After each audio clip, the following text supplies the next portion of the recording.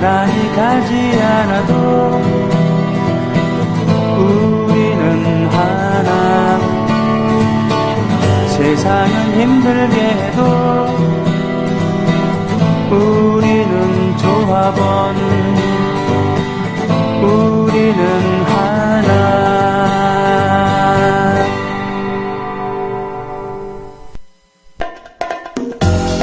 그런 장수 프로그램이었고 70년대 인기가 많았었던 박반장으로 분한 최불암 씨가 분했었던 거기에 서영사, 서호정 씨가 또 나왔었고 김상순 씨, 김영사, 또 조경환 씨, 조영사 이런 분들이 계셨고 그 서호정 씨는 나중에 그 지병으로 일찍 돌아가셔서 남형사, 남송훈 씨가 투입됐었는데 이상하게 남송훈 씨도 지금 고인이고요.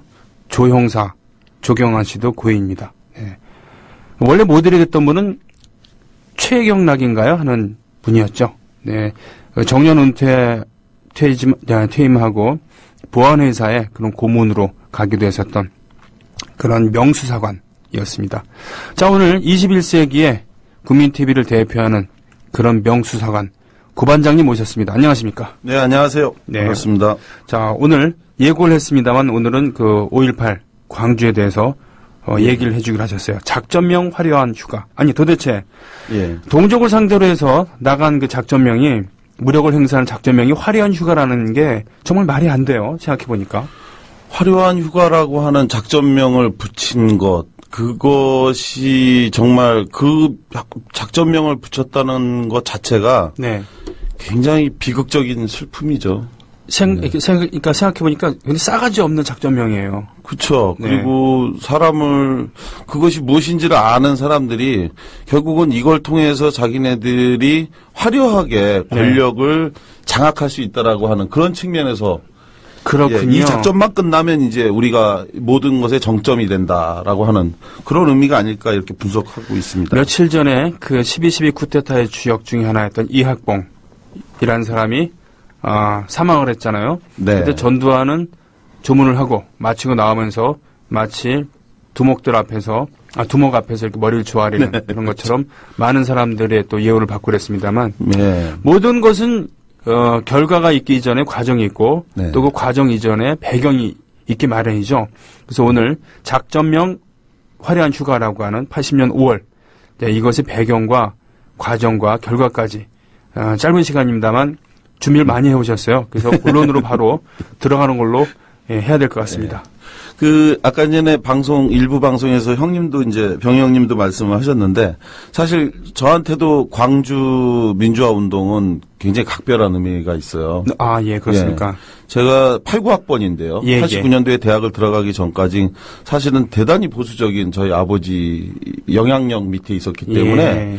그래서 광주에 대해서 제가 알고 있었던 것은 말 그대로 사태로 알고 있었습니다. 사태, 그렇죠. 예, 그 광주 저희 80년대에는 광주 사태가 더 익숙한 표현이었고, 그렇죠. 그리고 저희 아버님 같은 경우도 늘 그렇게 표현을 하셨기 때문에 저는 그 89년도 대학을 들어가기 전까지는 광주를 비롯해서 네. 아예 이른바 호남 지역, 전라도 지역은 가면 안 되는 곳인 줄 알았어요. 아하. 예, 그렇게 하도 방송이나 언론이나 또 호남을 비하하고 또 모든 드라마에서 깡패나 또 뭐 그 식모나 그렇죠. 사기꾼이라던가 사기꾼 뭐 이런 사람들은 전부 다 호남 사투리를 쓰는 뭐 이래서 수사반장에도 많이 나왔어요. 예, 맨날 잡히는 사람 범인은 호남 사투리를 쓰는. 아이고. 그리고 또 심지어는 뭐 어느 분 아시겠지만 경찰서 앞에 지명수배.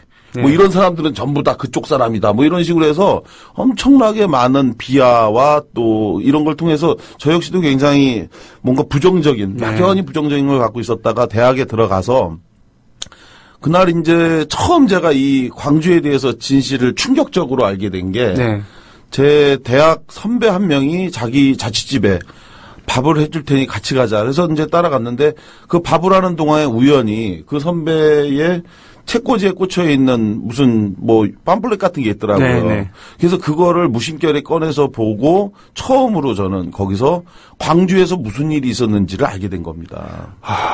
예, 그 충격이란 이루 말할 수가 없었어요. 저는 이게 뭔가 그랬어요. 엄청나게 잔인하게 숨진 그 숨져간 이들의 그것도 울부짖는 모습도 이런 것들을 통해서 광주가 사태가 아니라 바로 그 안에 담겨져 있는 운동이었고 그 운동을 짓밟았던 전두환의 학살 행위에 대해서 네네.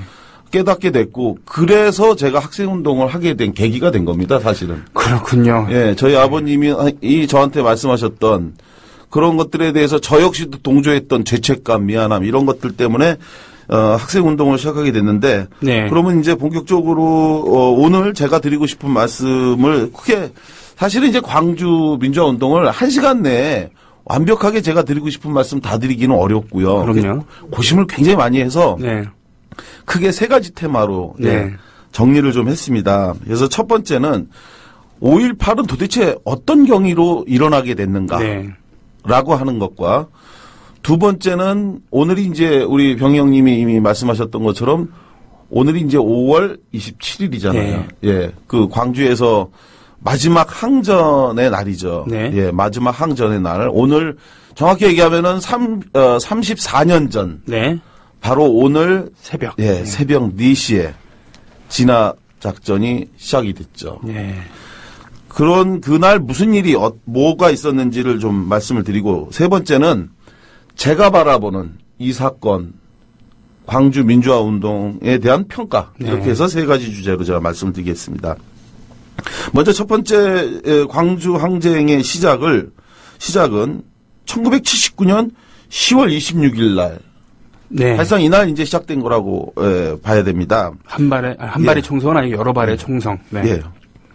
뭐 문학적으로는 한 발의 총성이라고 그렇죠. 얘기하죠. 네, 네. 예. 10월 26일 날 유신 독재자인 박정희가 마침내 자신의 신복으로 아주 절대적으로 믿었던 김재규 당시 중앙정보부장에 의해서 군정동 안가에서 사살을 당하죠. 총격을 받고 현장에서 숨지죠. 네. 이렇게 숨지면서 당시에 박정희의 뒤를 이어서 등장한 사람이 당시 박정희가 양아들로 삼았던 전두환입니다. 전두환 육사 11기. 예. 이 전두환은 이제 지난번 저희가 수사반정 첫 방송 때 박근혜와 전두환과 박근혜에서 말씀을 드렸던 것처럼 박정희와 전두환이 처음 인연이 맺게 된 것은 박정희가 61년 5.16 군사 쿠데타를 네. 일으켰고 그 쿠데타에 대해서 육사 생도들이 지지 퍼레이드를 했는데 네. 이것을 주도했던 사람이 바로 전두환이었죠. 그렇습니다. 육사를 졸업하긴 했습니다만 그 당시엔 그렇죠. 서울대 ROTC 교관으로 있었는데 예, 예. 월권행위를 한 거죠. 맞습니다. 예. 그래서 그러니까 생도도 아니었던 전두환이 예.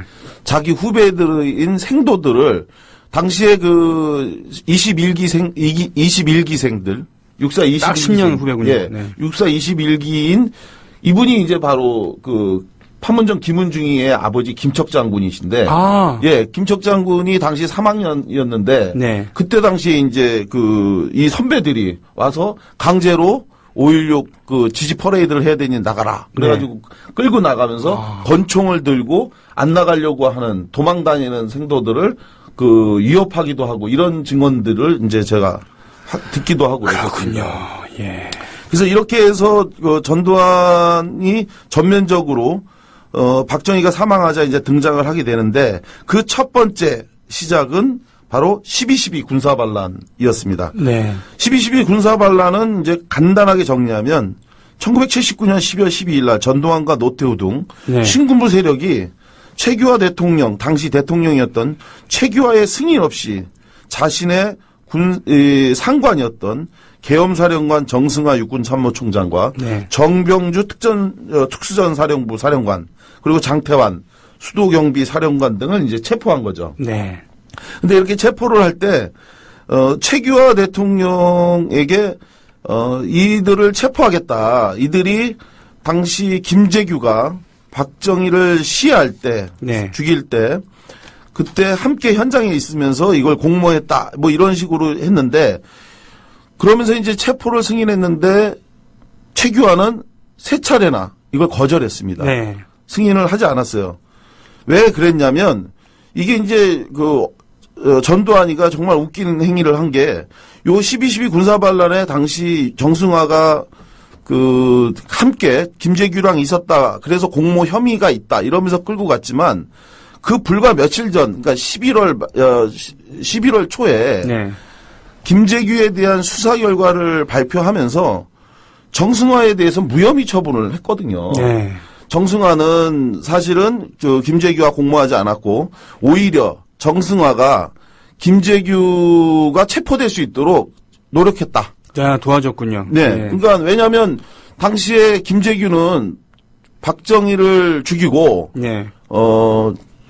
중앙정보부로 가려고 했거든요. 네. 처음에. 그런데 정승화가 6번으로 가자라고 얘기를 했고 네. 그 말에 김재규가 동의하면서 그러면서 이제 6번으로 가게 된 거거든요. 그렇군요. 거긴 자기 나와바리가 아닌데. 그렇죠. 네. 그래서 결국은 아주 쉽게 체포할 수 있었어요. 체포할 수 있었다. 이래서 이제 혐의가 없다고 얘기하더니 네. 갑자기 이 사람을 정승화 육군참모총장 등을 공모자로 해갖고 체포하게 된 건데 네. 사실은 여기에 많이 알려지지 않은 비하가 있는데 그럼 왜 이렇게 했느냐. 네. 전두환이가 왜 이때 정승화 육군참모총장을 체포 인할하려고 한 거냐. 이게 이런 겁니다.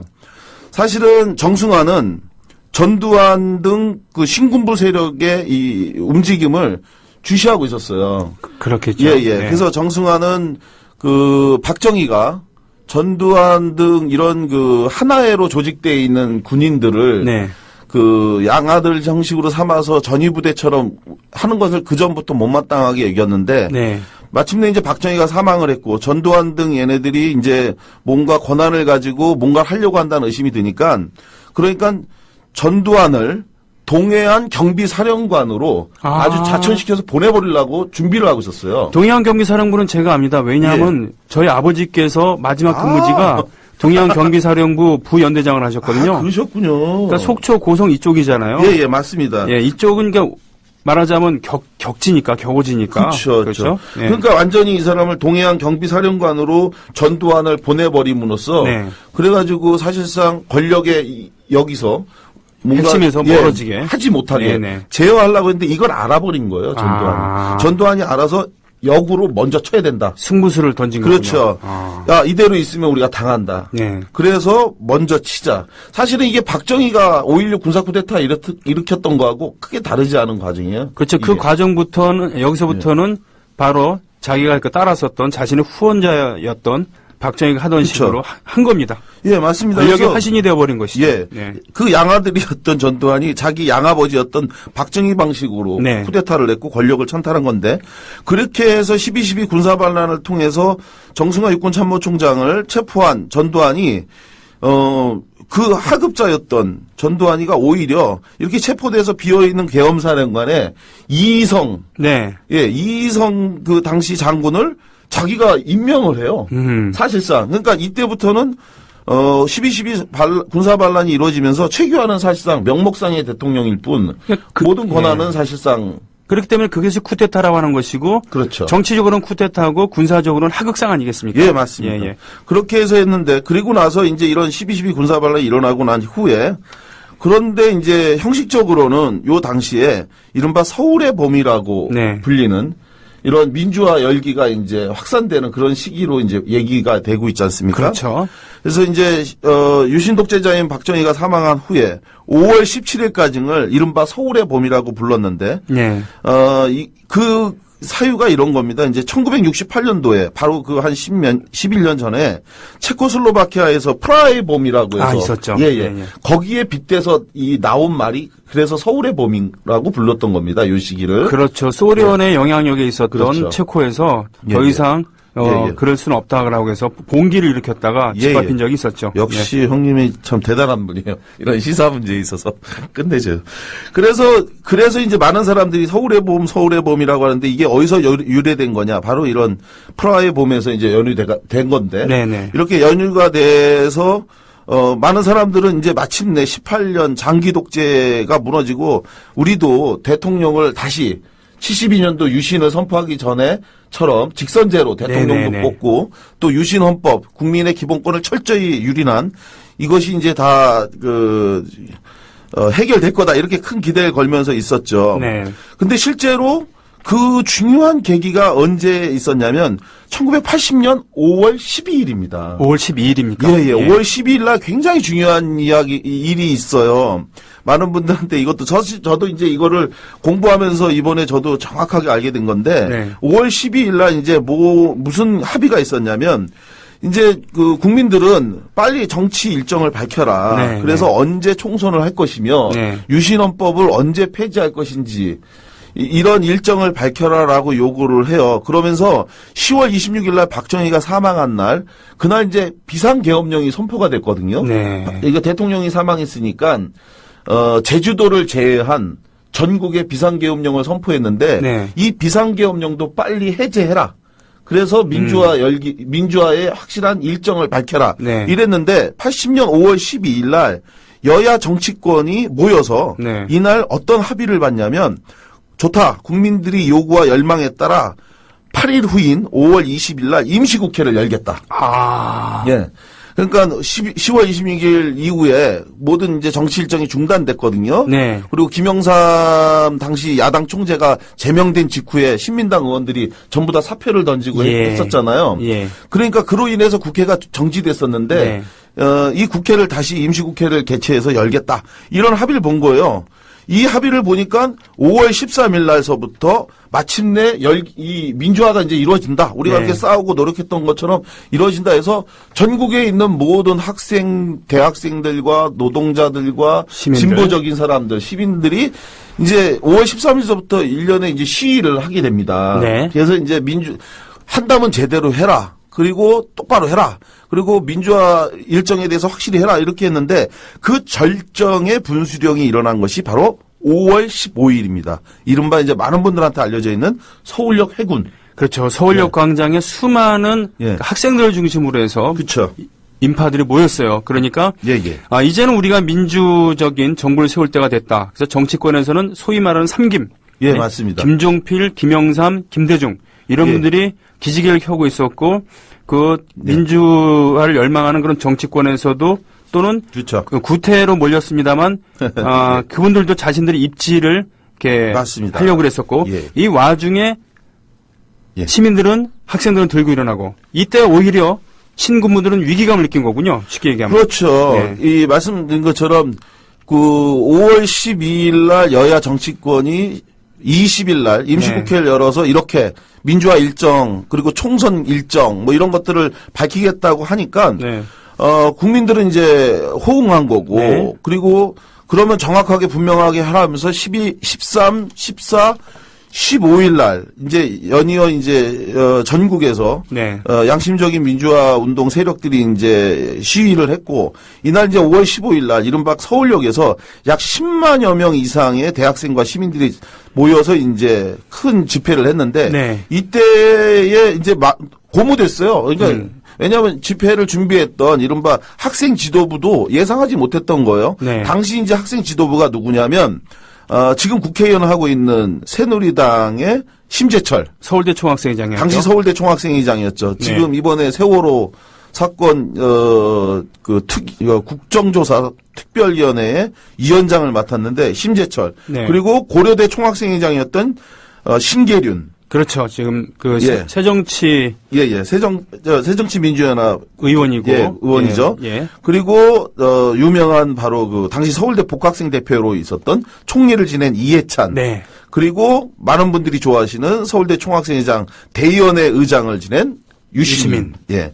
이런 분들이 이제 당시 학생 지도부를 구성했는데 이분들 내에서 이제 10만 명이 모여서 저녁 8시까지 밤이 된 시각까지 사람들이 점점 불어난 거예요. 네. 이러니까 많은 사람들이 이제 막 격론이 벌어진 거예요. 어떻게 할 거냐 이 상황에서. 네. 그래가지고 이해찬, 신계륜, 유시민 이런 분들은 이 여세를 몰아서 청와대로 가자. 압박하자. 예, 가서 우리의 힘을 보이고 우리 힘을 통해 민주화에 대한 일정을 조속히 정확하게 밝히도록 하자. 그런데 심재철 당시 서울대 총학생회장이 반대했어요. 네.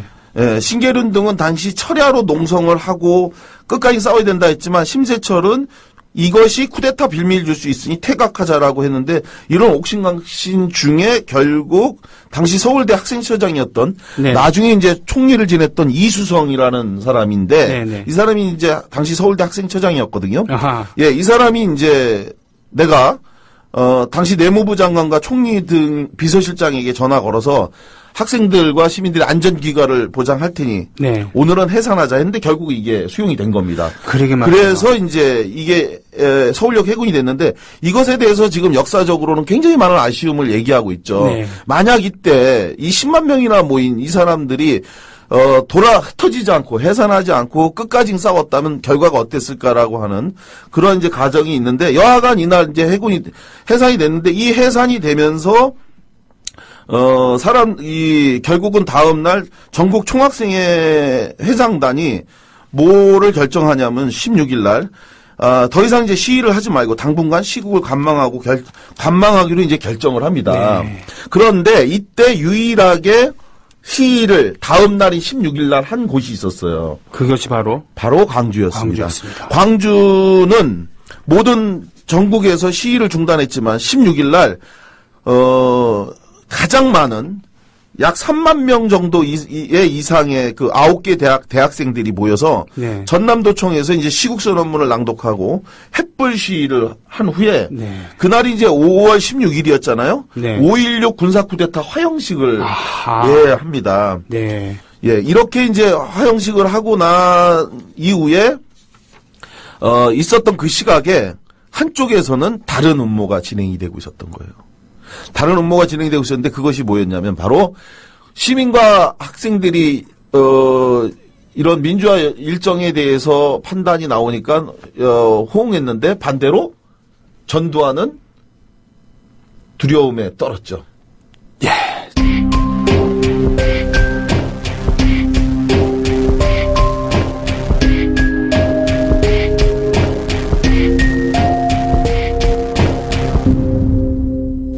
쉽게 얘기하면은 자신의 그 상관을 체포하기도 하고 그리고 쿠데타를 일으켜서 자신이 권력을 잡으러 가는 그런 와중에 민주화 네, 요구를 외치는 그런 시민들의 목소리도 잦아들려고 하는 시점에서 광주에서 말을 안 들었다 이거죠. 네, 그렇죠. 네. 그래서 이렇게 이제 많은 시민들이 민주화에 대해서 기대를 갖고 있었고 실제로 5월 15일 날 이런 그 10만 명이나 모여서 민주화 일정을 요구하니까 이것에 놀랬던 당시 그 최규하 정부의 네. 신현학 총리는 국민 열망에 따라 정치 일정을 앞당기겠다라는 담화문을 발표합니다, 이날. 네. 그래서 80년 말까지 그해 말까지 개헌안을 확정해서 유신헌법을 철폐하고 그리고 81년도에는 총선과 대선을 새로 실시해서 정권을 이양하겠다는 발표까지 했는데 네. 여기에 당황한 사람이 바로 전두환이었던 거예요. 전두환은 이 12.12 쿠데타를 통해서 군사반란을 통해서 권력을 자기가 장악하려고 했는데 갑자기 정치권들이 이런 식으로 정치 일정을 발표버리니까 여기에 전두환이 계획을 세웠던 게 바로 5.17 쿠데타였습니다. 자, 그 전에 12.12는 군사 반란이라고 한다면은 네. 5.17은 그야말로 국민을 상대로 한 그렇죠. 그런 쿠데타인 것이죠. 네, 맞습니다. 정확하게 정리해 주셨는데요. 군사반란, 그러니까 12.12 군사반란, 군사쿠데타는 네, 자기의 상관을 체포함으로써 자기를 제거하는 대상을 제거했다면 5.17은 국민을 상대로 해서 사실상 대통령을 제거하는 형태의 네. 행위를 한 것이 이제 쿠데타인데 전두환은 이렇게 하니까 이제 5월 17일 날, 안 되겠다. 이제 쓸어버려야 되겠다라고 판단한 거죠. 그래서, 전두환과 노태우 등 신군부 인사가 정권 장악을 위해서 비상계엄을 확대하는 조치를 발표합니다. 네. 근데 이게 정말 웃긴 게 뭐냐면요. 비상계엄을 확대한다라고 하는 발표를 통해서 비상계엄을 선포한 거는 사실은 확대한다. 여기에 이제 주목할 필요가 있는데 10월 26일 날 박정희가 사망하고 나서 바로 비상계엄이 이미 선포가 돼 있는 상태였거든요. 그런데 그때 유일하게 제외된 지역이 제주도였어요. 네네. 5월 17일 날 이 제주도를 포함하는 비상계엄을 선포한 거예요. 네. 그래서 사실은 비상계엄이 어떤 위험이나 위기 이런 게 아니고 비상계엄 확대를 통해서 사실상 다시 자기가 권력을 찬탈하는 명분을 삼은 건데 네. 요걸 발표하기 직전에 전두환이가 묘한 장난질을 칩니다. 그래요. 예, 그 최규하 그러니까 요 발표가 있기 전인 5월 13일, 14일 이때 임시 국무회의가 열렸는데 거기서 최규하 등 그 국무총리들 앞에서 북한이 북계가 침략할 가능성이 있다라고 하는 보고가 그러니까 정보가 일본으로부터 접수가 됐다. 뭐 이래서 위기감을 조성을 해요. 참 전가의 보도. 예. 예. 그런데 나중에 알려진 사실에 의하면 황당하게도 일본은 그런 정보를 제공한 적이 없고 자기네들도 모르는 얘기다. 즉 거짓말로 국가 안보를 흔들었고 그걸 명분으로 비상계엄을 확대 조치한 거예요. 지들이 만드는 유언비어를 가지고. 그렇죠. 예. 아니 거짓말한 거예요. 예. 그래서 이걸로 비상계엄을 확대하고 그리고 나서 전국의 모든 대학가에 여기 계엄군을 보낸 겁니다. 네. 그렇게 하면서 그날 밤에 재야 인사, 정치인, 학생, 김대중 전 대통령을 비롯해서 네. 모든 야권 인사들 2,699명을 일거에 다 한꺼번에 연행해서 구금합니다. 일사불란하고. 예, 그렇죠. 미리 준비되어 있던 쿠데타였기 때문에. 그리고 그 비상계엄 확대 조치에 따라서 모든 정당 및 정치활동을 금지시켜요. 이 얘기가 뭐냐. 5월 20일 날 국회가 열리는 걸 막기 위한 막겠다는 의도였던 얘기죠. 거예요. 네. 막기 위한 의도로 정당 및 정치활동을 해산시키고 금지시키고 국회를 폐쇄시켰습니다. 그리고 그 국회를 대신하는 국가보위 입법회의라고 하는 불법기구를 만든 거죠. 이건 바로 전두환이가 자기 권력을 찬탈하기 위해서 그 위헌적인 기구를 만든 거예요. 상징적인 사건이죠. 그래서 삼김 씨는 그렇죠. 삼김 씨 시대는 완전히 끝나버린 거고. 그렇죠. 거기서 이제 이 사람들이 이제 비리 정치인이다. 네. 해가지고서 이제 체포했던 건데 이게 이제 바로 5.17 군사 쿠데타였던 겁니다. 그러니까 네. 이 5.17 군사 쿠데타의 진짜 목적은 뭐였냐면 정치권이 합의했던 5월 20일 날 임시국회를 열리지 못하게 할 목적이었던 거예요. 네. 그게 열리게 되면 자기가 권력을 잡을 수가 없으니까. 그런데 그걸 위해서 5월 17일 날 전국에 있는 모든 주요 대학에 계엄군을 보냈는데 바로 그때 5월 18일 날 광주에서 보낸 그 계엄군이 학교에 진입을 할 수 없게 전남대학교에 네. 진입할 수 없게 막으니까 예. 거기서 이제 비롯된 것이 바로 광주의 시작이었던 겁니다. 그렇습니다. 예. 그래서 그걸 광주에서는 5.18이라고 하는 겁니다. 그렇죠. 네. 5월 17일 날 쿠데타를 일으키고 그날 0시를 기해서 보내니까 그래서 이제 5월 18일 날 아침이 밝았는데 학생들이 이제 그 전남대학교로 진입해서 들어가려고 하니까 그 전날 밤 0시에 계엄군이 전남대학교에다가 천막을 쳐놓고 장악을 한 거예요. 예. 근데 이제 거기 장악을 하고 그리고 그때 당시에 밤에 전남대학교에 남아있던 사람들 약 40여 명을 다 체포를 해요. 아, 네. 근데 그 사실을 모르고 전남대학교의 학생들이 등교를 하려고 하니까 그 등교하는 학생들을 계엄군이 막은 거예요. 네. 막으니까 학생들이 처음에는 한 명, 두 명이 겁이 나서 못 들어가고 막 그 주변에 웅성웅성 모였다가 나중에 이제 점점 등교하는 학생들이 네. 많아졌잖아요. 막 많아지니까 나중에 이 학생들이 왜 우리 못 들어가게 되냐고 항의하고 이러니까 계엄군들이 어떻게 생각했냐면 몇 놈 때리면 몇 사람 때리면 해산하겠자고 예. 거기서 이제 학생들을 붙잡아서 때린 거예요. 네. 그걸 보고 분노한 전남대학교 학생들이 돌을 던진 겁니다. 이 군인들한테. 예. 그렇게 돌을 던졌더니 전남대학교에 왔던 계엄군들은 황당했던 거예요. 이게 놀란 거예요. 왜냐하면 감히 군인한테 돌을 던질 거라는 걸 상상을 못했대요. 게다가 자기들은 최정의 공수부대였거든요. 맞습니다. 예. 그렇게 해서 그 공수부대였고 또 자기네들이 와서 그 전에 부마 사건이 있었잖아요. 네. 부산 마산에서 항쟁이 있었을 79년 가을에. 예. 79년 10월 초에. 예. 그랬는데 그때도 자기네들이 거길 투입됐는데 예. 그 사람들이 부산 마산에서도 경찰한테는 어떻게 했지만 군인한테는 네. 저항을 안 했기 때문에 자기네들은 사실상 아무것도 갖고 온 게 없대요. 총만 갖고 오고 뭐 이랬지. 방패라든가. 예, 방패라든가 또 얼굴에 뭐 돌을 던지면은 막을 뭐 이게 무슨 뭐 이런 것들도 하나 없이 왔는데 예. 갑자기 돌을 던지고 하니까 군인들이 거기서 이제 흥분해 갖고 굉장히 과격하게 때리고 이렇게 했는데 그것이 결국은 시민들을 분노하게 만들어서 이후에 그것이 항쟁으로 진행된 이런 과정으로 있었던 겁니다. 그렇군요. 네. 그래서 이제 이런 부분과 관련해서 10월 26일 날 박정희가 사망한 후 그리고 5월 18일 날 광주가 일어나기까지의 과정, 네. 광주에서 민주화 운동으로 진행되게 된 과정에 대해서 이제 제가 말씀을 드렸던 거고, 네. 이 내용을 이제 세세하게 다 설명을 드리려면 오늘 방송에서 다 말씀드릴 수가 없을 것 같아서, 그렇죠. 예, 오늘 바로 딱 4년 전, 오늘 광주에서 있었던 상황에 대해서 이제 말씀을 좀 드리려고 합니다. 네.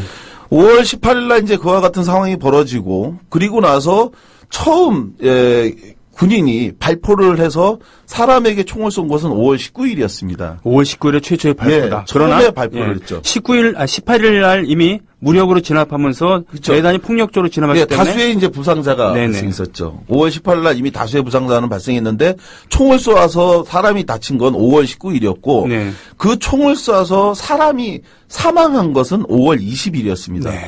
5월 20일 밤 11시에 직접 사람에게 총을 쏴서 2명이 그날 사망하는 사건이 벌어졌어요. 네.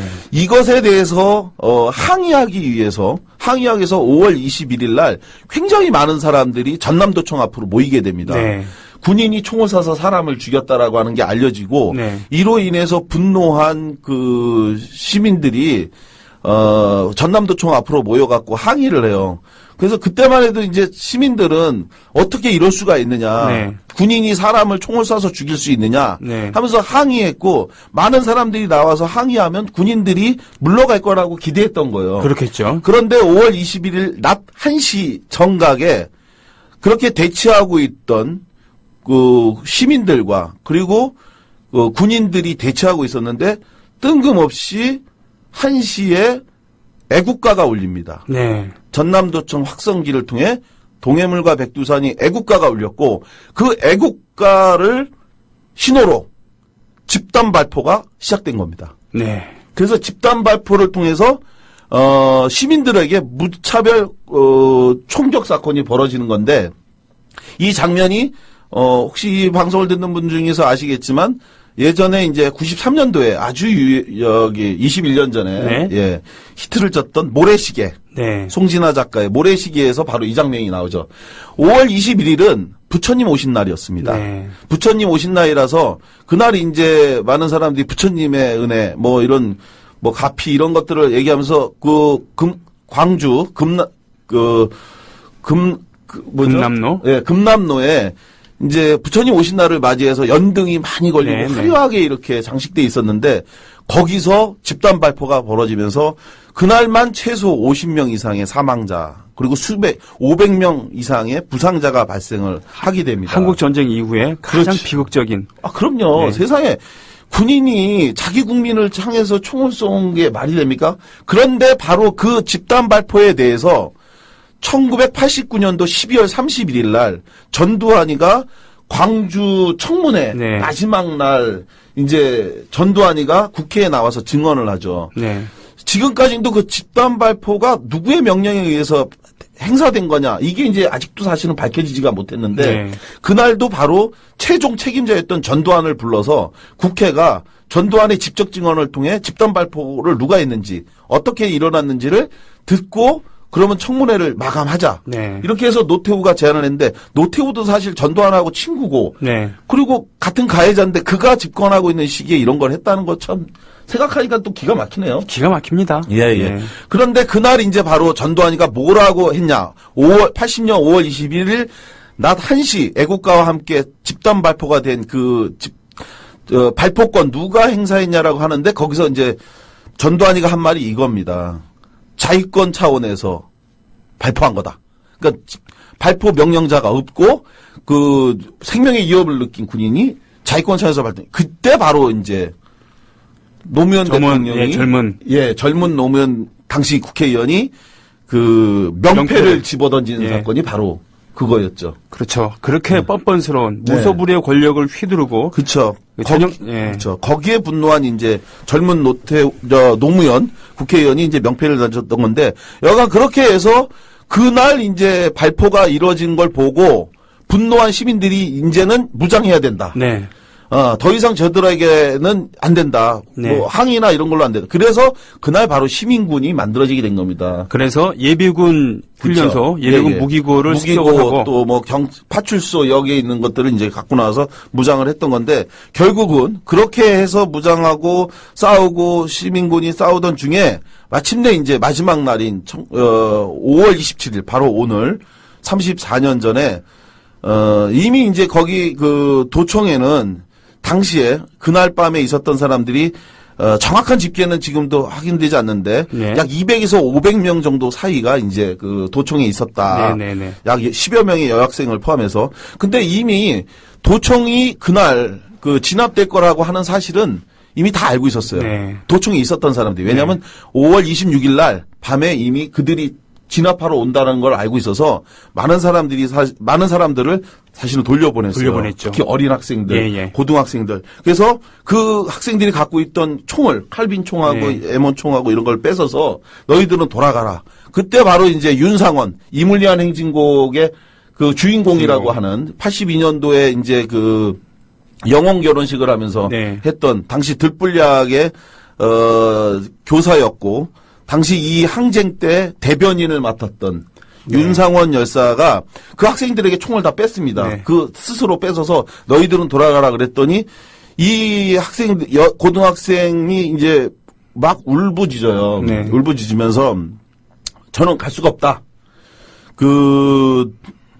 내 아버지가 죽었다. 네. 그리고 내 누나가, 내 형이 죽었다. 이게 이제 바로 영화 화려한 휴가에서도 나오는 바로 네. 그런 장면인데요.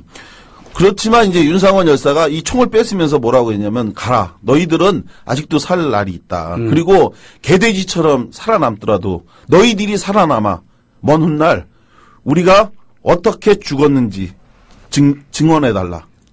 그러면서 이제 이들을 돌려보냅니다. 그렇습니다. 그렇게 해서 이제 돌려보내고 그리고 나서 이제 했는데 요 날 이제 또 끝내 한 고등학생은 돌아가질 않아요. 돌아가질 않고.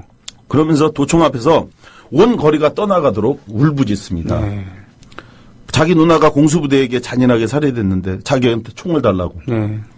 그래서 결국은 그 학생은 받아줘요. 네. 도저히 돌아가질 않겠다고 막 그러니까. 그리고 그날 밤 최후의 전투에 참가했던 그 고등학생은 자신의 누나처럼 거기서 죽어갔죠. 네. 그리고 또 한 가지 사례는 이런 겁니다. 밤 10시경에 항쟁 지도부에 있었던 한 사람은 항쟁 기간 동안에 이제 자기 곁을 떠나지 않으려고 했던 아내가 있었어요. 네. 그 아내에게 당신이라도 살아야 되지 않냐. 네. 그러니 지금 집으로 돌아가라. 네. 아이들에게 가라. 그랬더니 아내가 같이 가자고 얘기를 해요. 그런데 자기는 여기 있는 사람들을 두고 갈 수 없다. 네. 그러니 먼저 가고 그렇게 가고 난 다음에 만약 아무 일도 없다면 내일 아침 9시에 밥을 하러 또 오면 될 거 아니냐. 네. 하지만 그게 마지막이었겠죠. 네. 마지막이었습니다. 그렇게 한 상황에서 광주는 고요한 침묵에 빠집니다. 그 밤에. 네. 그러니까 모두가 두려움에 떨고 공포에 떨고 있었던 거죠. 그날 이제 결국은 진압될 거라는 걸 알고 있었고 이때 이제 제가 꼭 이야기하고 싶은 부분이 있어요. 뭐냐면 바로 이날 밤 그 광주 항쟁의 지도부는 마지막 순간까지 이 사실을 시민들한테 알려야 되겠다라고 네. 결정을 해서 당시 그 전문대 학교 2학년 여학생이었던 박영순에게 홍보 차량에 타서 광주를 돌며 마지막 가두 방송을 해달라고 그 지시를 합니다. 아주 유명한 장면이죠. 그렇죠. 그것이 네. 이제 영화 화려한 휴가에서도 나온 건데 그 박영순이 밤 12시부터 새벽 3시까지 저녁을 돌면서 이런 가두 방송을 합니다. 시민 여러분, 지금 개헌군이 쳐들어오고 있습니다. 네. 사랑하는 우리 형제, 우리 자매들이 개헌군의 총칼에 숨져가고 있습니다. 우리 모두 일어나서 개헌군과 끝까지 싸웁시다. 우리는 광주를 사수할 것입니다. 우리를 잊지 말아 주십시오. 우리는 최후까지 싸울 것입니다. 시민 여러분, 지금 개헌군이 쳐들어오고 있습니다. 시민 여러분, 우리를 잊지 마십시오. 저는 광주 생각하면 가슴 아픈 게 이거고요. 네. 뭐냐면 이 방송을 듣고 있었던 광주 시민들이 있었는데 그분들한테 나중에 만나서 얘기를 들어보면 이런 말씀하세요. 그 방송을 들을 때 사실은 안방에 각자의 방에서 이불을 뒤집어 쓰면서 울었대요. 그렇겠죠. 두려워서 울었고 무서워서 울었는데 미안해서 또 울었대요. 그렇죠. 그 방송을 듣고 나가야 되는데 차마 무서워서 못 나갔다고 그러더라고요. 이 대목은 바로 그 후에 광주 MBC의 PD였던 오창규 씨에 의해서 연출이 된 광주요 오리어라고 하는 그런 비하법 테이프에 생생하게 맞습니다. 담겨져 있습니다. 네, 저도 들었었어요. 그래서 이런 그 5월 27일 날 이런 방송이 있고, 이 3시까지 이 박영순 씨의 방송이 있고 난 후에, 약 30분 후인 3시 30분에 그 계엄군이 시내로 진입을 했고, 그리고 4시에 작전에 들어가서 불과 20분 만에 아주 강력한 탱크까지 앞세운 이 진압군에 의해서 모두 죽임을 당하게 됩니다.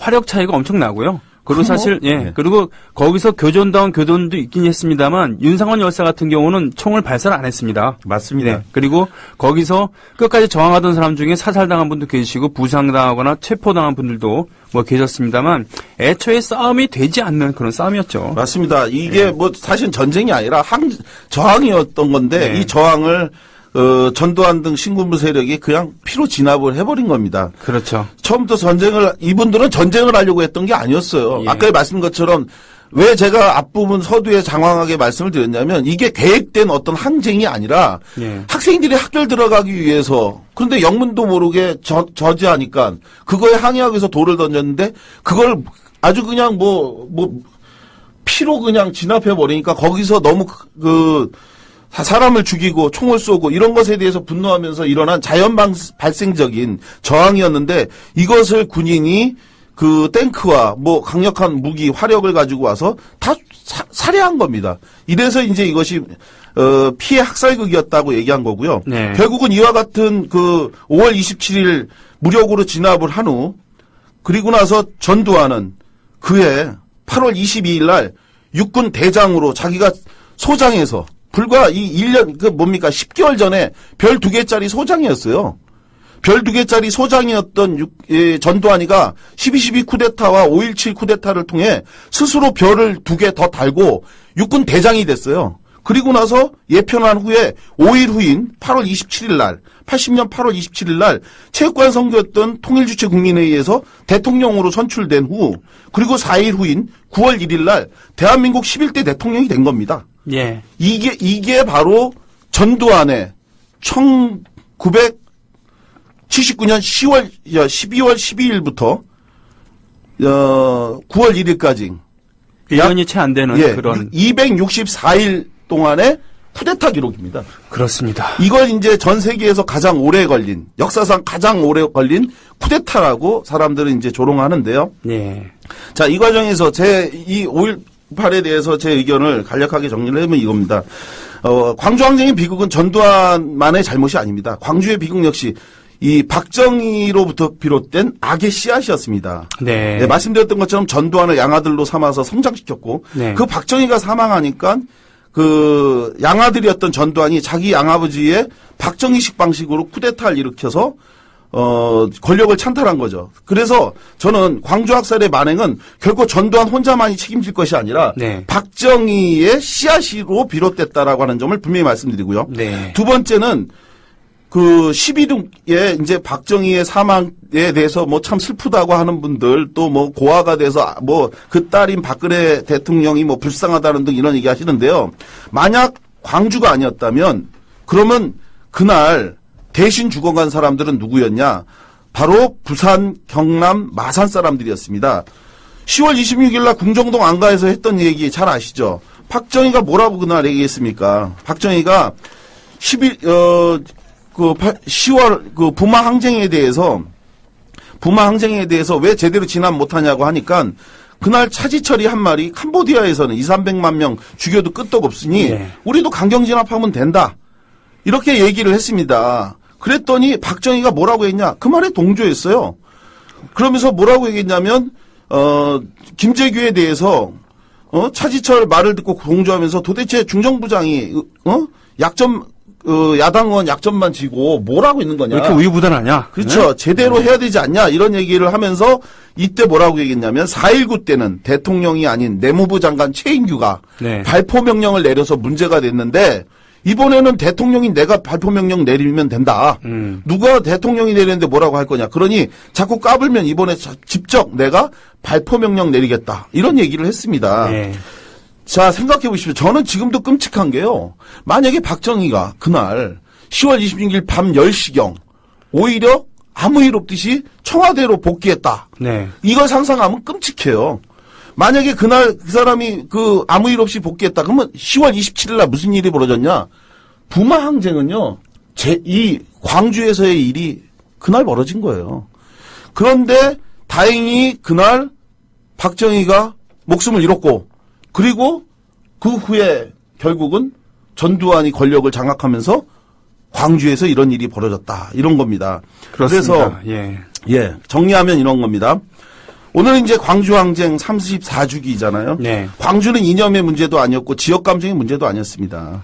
이 나라 민주주의를 살리려고 광주가 용기 있게 일어난 것이었고 다만 그것에 대해서 나머지 우리는 화답하지 못한 채 고립된 광주만 학살된 불행한 사건이었습니다.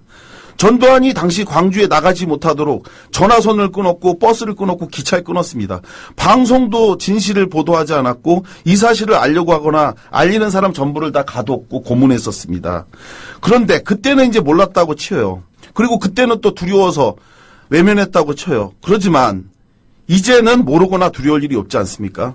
알려고만 하면 얼마든지 많은 정보가 있고 자료가 있습니다. 정부 공식 보고서를 통해서도 광주의 진실은 정리되어 있습니다. 그런데 이를 무시하고 여전히 광주에 대해서 지만원 씨 같은 사람은 북한군 개입에 의한 폭동이니 난동이니 이런 소리를 하고 있는데 우리가 이걸 방치하는 것은 이제 전두환만의 잘못이라고 저는 말할 수 없습니다. 불의를 보고 외면하는 것은 방관이 아니라 공범입니다. 광주를 잊지 말아 주십시오. 바로 오늘 34년 전 도청에서 죽어간 그들이 마지막에 외친 그 말을 꼭 기억해 주십시오. 시민 여러분, 우리는 광주를 지킬 것입니다.